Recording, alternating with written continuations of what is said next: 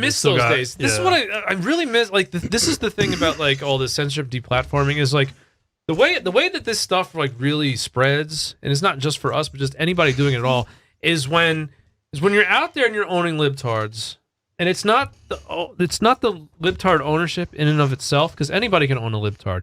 It's when people that are like hooked into like conservative type stuff see the way you as a Nazi own a libtard, and you're owning libtards in ways that conservative thinks are against the rules are low blows. Conservatives get are owned outside. But like sometimes like as a spectator, if they're silently spectating, they're like, oh my god. They see like a libtard really get owned by like a Nazi, and they see like what was possible by breaking down these sort of like social barriers that the Jews have erected around conservatism. Yeah. They go, oh my god, I could be that guy. I can own libtards that way without being bashful about racism, without being bashful about anti-Semitism. I don't have to be cowed by the mention of the Holocaust. I could just be like, it wasn't real, but it will be next time. Well, to use red pill language, you agree and amplify. Yeah. Okay. As a way of diffusing. But I'm saying like, you're right. The way this would go is like conservatives would see what we do, and they'd be like, I want to be like that. Because to be a conservative, like you lose to libtards all the time. And when you think you own them, you don't. Like when you like, I've been in this situation before, like a long time ago, when I thought I had like the best like Rush Limbaugh talking points ready to go, and basically a libtard would confound me because like, oh man, I've never seen that.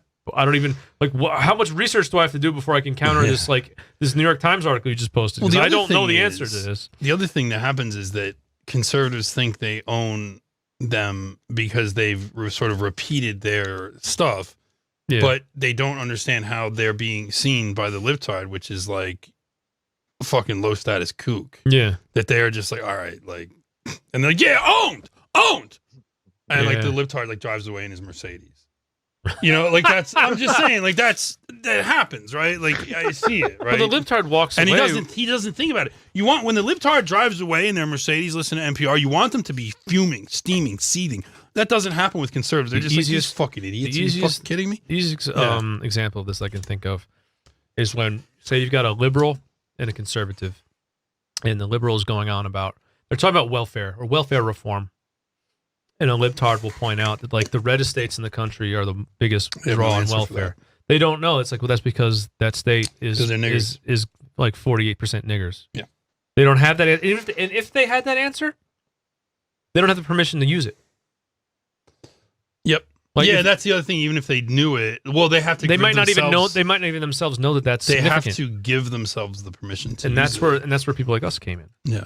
And then suddenly, like, oh, that's no longer conservative. You could get so many conservatives down the right road, which is that one. That kind of stuff. And I think that the biggest. The gun control stuff, where if you, because they would always, well, actually, liberals, if they would be racist, could own conservatives on this, because conservatives always say to liberals, well, you have gun control.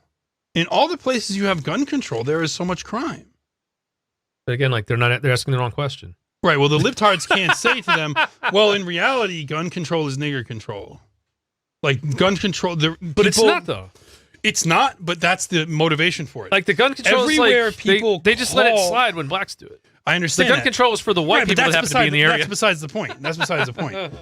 The motivation for the population to call for it is a lot of black people in the area. Because here's how you use it to own libtards. Why doesn't Vermont have a lot of gun control? It's one of the most liberal states in the country. Well, the reason is they don't have any. They never thought about it because they don't have niggers, so it never came up. So, like, I'm serious. Like, gun crime didn't come up. Like, gun control in Vermont is as non-existent as in most southern states. Right? It's as lax as it is in like most states in the South that are big time like pro-gun states and such. It's just not very controlled. It's very easy up there. And so the reason is they have Bernie Sanders as their senator. He was mayor of Burlington, Vermont. They've got all these libtards, these crazy stupid. The reason is that doesn't come up.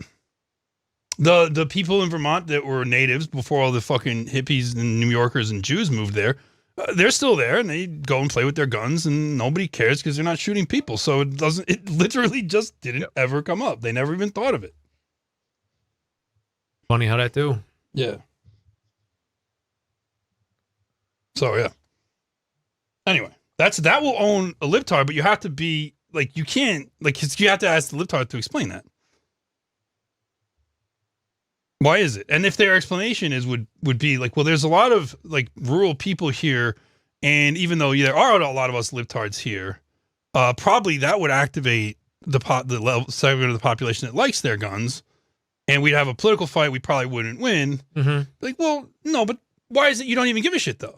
Yeah, how come it's okay? It seems like it doesn't matter. Like, well, we have got very low gun crime. Oh, really? Well, why is that? In before Chicago. Yeah.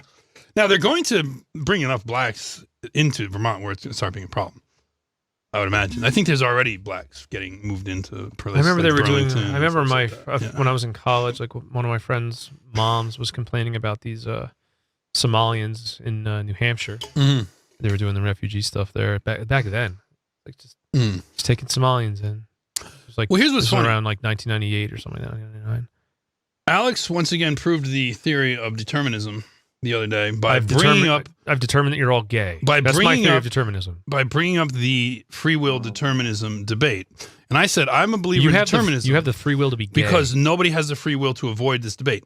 However, I will say this: what I really am is not really weighing in on that debate at all. However, if you were to classify my opinion, it might be some kind of compatibilism, because I think there are certain things that are for sure going to happen given certain circumstances, but I don't think they're like molecularly determined. For example, if they put niggers in Vermont, the crime rate will go up. That I will bet my entire fortune on several times over, right? You know what I mean? Like, I don't know. And so it's sort of like that kind of thing. You can't necessarily determine what any one black will do at any given time, but when you put a crowd of them in, and the more you put in, the more predictable it gets. You know, what's this phenomenon called? You get an aggregate. There's a phenomenon, yeah, well, it's called aggregate, but there's also like a curve, right? Like the more, every time you add one, it gets more predictable. the nig Right? curve. The nigger curve. The nig nigger curve. We can just call it that. So like the Laffer curve, the Kaffer No, curve. the debate happened because someone. Well, I don't decided care about to the debate itself. Well, what they decided was Sam Harris had settled the debate with this 96-page Well, book yeah, but he wrote. who gives a shit? Sam Harris is. And I'm I like, said the Sam one thing Harris that's thinking determined that from the he has beginning. solved the Well- free will debate, which is like the biggest fucking one of the biggest ones in Right, philosophy. but we're not This redoing that. Jew. My only just thing is like- this. Let him do it. My only thing is this. Here's my position on Sam Harris, and you're going to have to hear me out. Since the first atoms burst forth from nothingness, it has been determined that Sam Harris would be wrong about everything. Like, that is something I believe on a cosmic level. Adam Sam Harris? Harris's opinions go in the trash. This has been true since the very first atoms burst forth from the void.